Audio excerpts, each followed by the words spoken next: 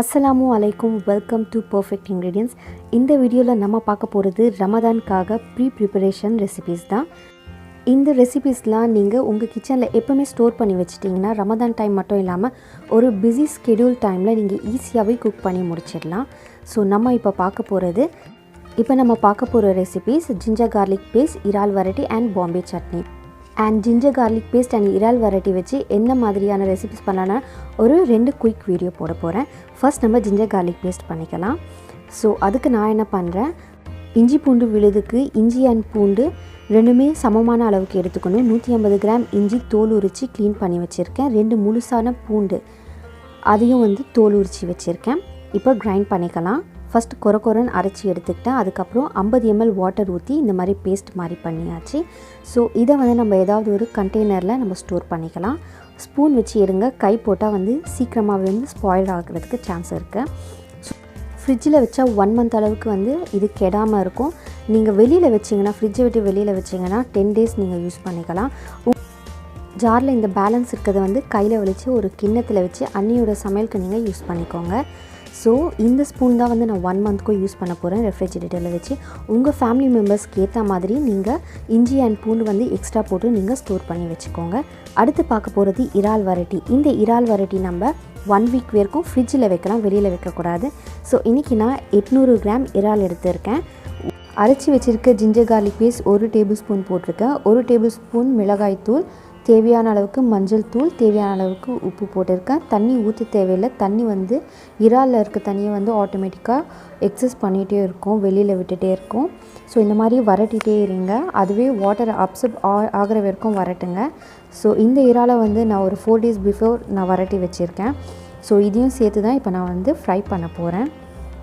எங்கள் வீட்டில் எப்போ இறால் வாங்கினாலும் இந்த மாதிரி வரட்டி நாங்கள் ஸ்டோர் பண்ணி வச்சுக்குவோம். மக்ரூனி, பாஸ்தா, சேமியா, அதுக்கப்புறம் ப்ரான் பிரியாணி ஆகட்டும், இல்லை ஃப்ரை ஆகட்டும், எது இருந்தாலும் நாங்கள் இறால் மூலியமாக தான் செய்வோம்.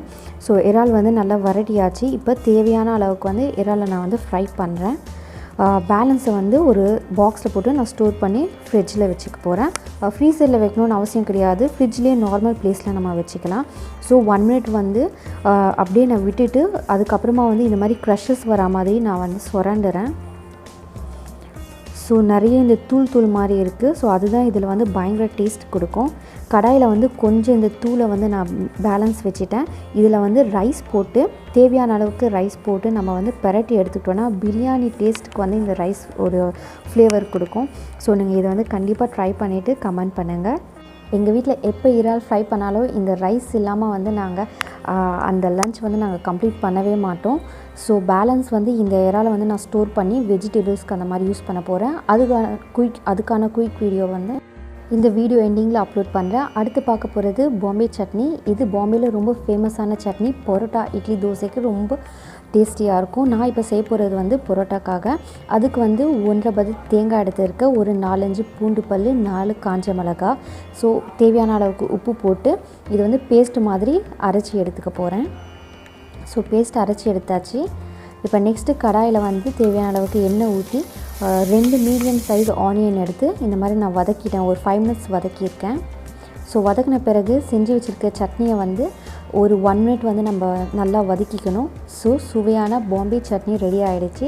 இது எங்கள் பாட்டி காலத்தில் பாம்பேலேருந்து வந்த நெய்பர் ஒருத்தவங்க சொல்லி, ஸோ நாங்கள் அப்பத்துலேருந்து இந்த சட்னி பரோட்டாக்காக நாங்கள் செஞ்சு சாப்பிடுவோம். ஸோ எம்மியாக இருக்கும். நீங்களும் வீட்டில் ட்ரை பண்ணிவிட்டு எனக்கு கமெண்ட் பண்ணுங்கள். நெக்ஸ்ட் பார்க்க போகிறது எக் கறி, தோசைக்காக இது.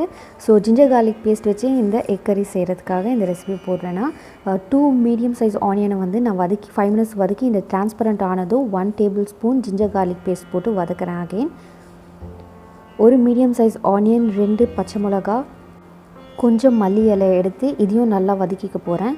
இப்போ தேவையான அளவு உப்பு போடுறேன். அளவுக்கு மஞ்சள் தூள், 1 ஸ்பூன் மிளகாய் தூள் போடுறேன். ஸோ இதை நல்லா வதக்கிக்கலாம். ஒரு 5 minutes வதக்கின பிறகு கொஞ்சம் வாட்டர் ஊற்றிருக்கேன். ஸோ வாட்டர் நல்லா கொதித்ததும் 2 எக் போடுறேன். ஸோ அதுக்கு நடுவில் வந்து நான் ஒரு பத தேங்காய் வந்து கோகோனட் பேஸ்ட்டாக அரைச்சி வச்சுருக்கேன். எக் நல்லா வெந்த பிறகு தான் வந்து இந்த பேஸ்ட் நம்ம ஆட் பண்ணணும். பேஸ்ட் ஆட் பண்ண பிறகு 1 மினிட் வந்து குக் பண்ணாலே போதும், எக் கறி ரெடி ஆகிடும். So as usual idli, dosa, puri, parotta எல்லாத்துக்குமே வந்து நம்ம சைட் டிஷ்ஷாக வச்சுக்கலாம். பட் டுடே நான் வந்து தோசைக்காக இது சைட் டிஷ்ஷாக ப்ரிப்பேர் பண்ணியிருக்கேன். இது வந்து டின்னர் ரெசிபி எங்கள் வீட்டில். அடுத்து இறால் வெரைட்டி வச்சு ஒரு குயிக்கான ரெசிபி போட போகிறேன். கத்திரிக்காய் அண்ட் இறால் வெரைட்டி. அதுக்கு முன்னாடி அரைக்கீரை கொழுக்கட்டை. இது ரொம்ப ஹெல்த்தியான பிரேக்ஃபாஸ்ட் ரெசிபி. இது ஸ்நாக்ஸாகவும் சாப்பிட்லாம், நைட் டின்னருக்கும் சாப்பிட்லாம். Oil free recipe. டயட்டில் இருக்கவங்களுக்கு வந்து கண்டிப்பாக இந்த ரெசிபியை நீங்கள் வந்து ட்ரை பண்ணி பார்க்கணும். ஸோ லிங்க்கை வந்து நான் டிஸ்கிரிப்ஷன் பாக்ஸில் போடுறேன், நீங்கள் வந்து செக் பண்ணிக்கோங்க. இப்போ நம்ம கத்திரிக்காய் கூட்டு பார்க்கலாம் இறால் போட்டு. இது ஒரு குயிக்கான ரெசிபி தான். இறால் அண்ட் வெஜிடபிள்ஸை வச்சு என்னென்ன கூட்டெல்லாம் செய்யலாம்னு சொல்லிட்டு நான் லேட்டராக ஒரு வீடியோ கிளியராக அப்லோட் பண்ணுறேன். 2 மீடியம் சைஸ் ஆனியனை வந்து ஒரு 5 மினிட்ஸ் வதக்கியிருக்கேன் எண்ணெயில் போட்டு. 1 டேபிள் ஸ்பூன் இஞ்சி பூண்டு விழுது போடுறேன். ஸோ அதையும் நல்லா வதக்கிக்கிறேன். தேவையான அளவுக்கு இப்போ இறாலை சேர்த்துக்கிறேன். ஸோ அதை வந்து ஒரு 10 செகண்ட் வதக்கின பிறகு ஒரு மீடியம் சைஸ் தக்காளி, 2 பச்சை மிளகாய் போடுறேன் இப்போ. அண்ட் தேவையான அளவு உப்பு சேர்த்துருக்கேன். தேவையான அளவு மஞ்சள் தூள், 1 டேபிள் ஸ்பூன் மிளகாய் தூள் போட்டிருக்கேன். இது வந்து தனி மிளகாய் தூள்.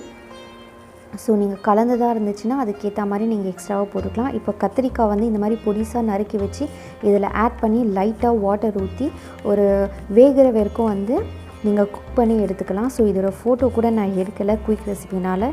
ஸோ நான் லேட்டராக வந்து ஸ்டெப் பை ஸ்டெப் அப்லோட் பண்ணுறேன். ஸோ இந்த டிஷ்ஷஸ்லாம் வந்து டிஸ்கிரிப்ஷன் பாக்ஸில் நான் லிங்காக சென்ட் பண்ணுறேன்.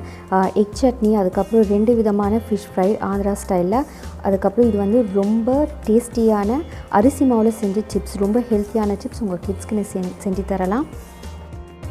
ஸோ சேனலை வந்து சப்ஸ்கிரைப் பண்ணுங்கள், உங்கள் ஃப்ரெண்ட்ஸ் அண்ட் ரிலேட்டிவ்ஸ்க்கு மறக்காமல் ஷேர் பண்ணுங்கள். தேங்க்யூ ஃபார் வாட்சிங் பர்ஃபெக்ட் இன்க்ரீடியன்ட்ஸ்.